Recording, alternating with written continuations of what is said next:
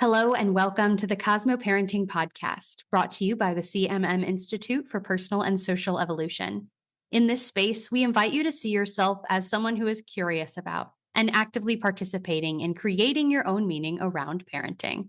This is our Animate episode, where we offer some strategies to integrate into parenting so you can bring to life the things we talk about here on the podcast. Let's begin.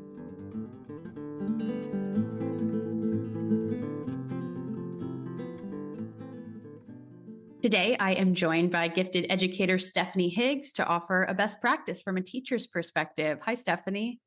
Hey, Abbie. So, Stephanie, the idea for these episodes came from you. So, can you tell us a little bit about your work as a gifted educator and specifically about the idea of pre-teaching and really what we're hoping to do in this episode today?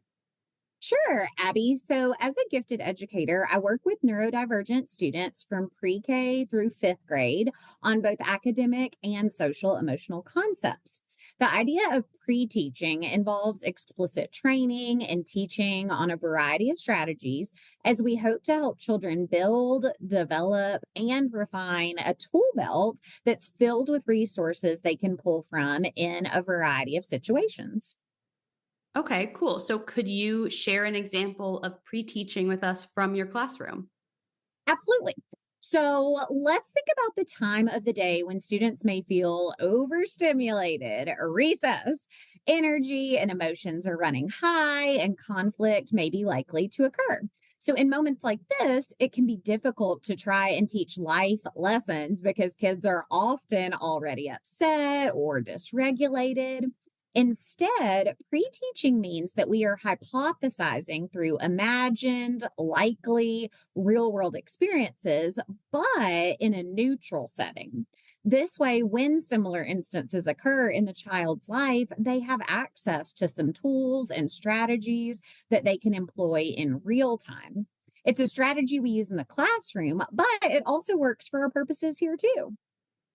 Yeah, that makes a lot of sense because it's not just kids that get activated and dysregulated, right? All of us experience moments where we aren't thinking straight or acting how we'd really like to be acting. So I'm really glad we're using the idea of pre teaching here, following those same principles you just talked about, that by learning these strategies now, we have a better chance of actually accessing them in an activated moment.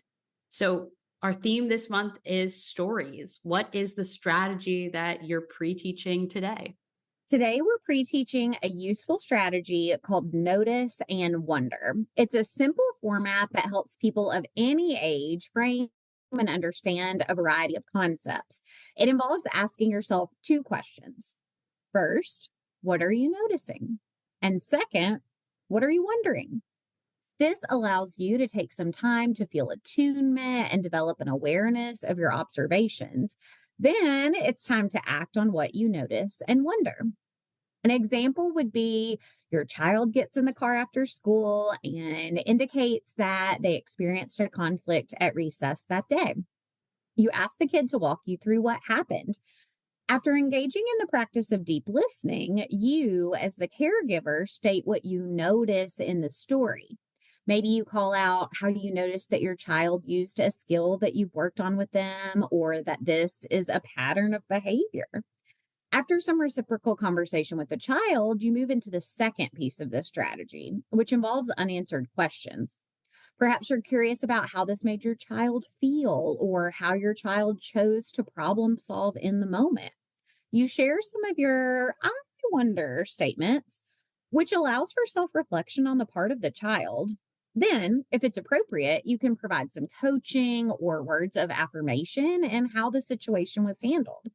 For example, if your child says, I was so embarrassed, I ran and hid until recess was over, or I was so angry, I punched her, we might want to think together about some different ways to handle a similar event in the future. Connection really requires us to explore a deeper level of understanding. A great way to do that is to vocalize some questions, curiosities, or wonderings in relationships. So, I would invite you to think about this strategy the next time someone is sharing a story or a lived experience with you. It's as simple as listening deeply, followed by expressing or sharing what you notice and what you wonder. This is such a great strategy to implement in parenting, but also, like you're saying here, in any and all of our relationships, we can notice what's happening and wonder through curiosity and questioning how the other person is thinking and feeling about the situation.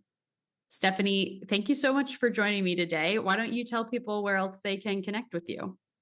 Absolutely. I share tons of ideas for teachers and parents. If you are on Instagram, you can find me at Little Miss Gifted, and I would absolutely love to connect with you there. Awesome. And to everyone listening, thanks for joining us as well. I'll also point you, in addition to checking out Stephanie's Instagram, to check out our other Cosmo activities and additional resources at www.cosmoactivities.com. We're so grateful to be on this journey with all of you, and we'll see you next week for the final episode of the month, where we will talk communication on the theme of stories.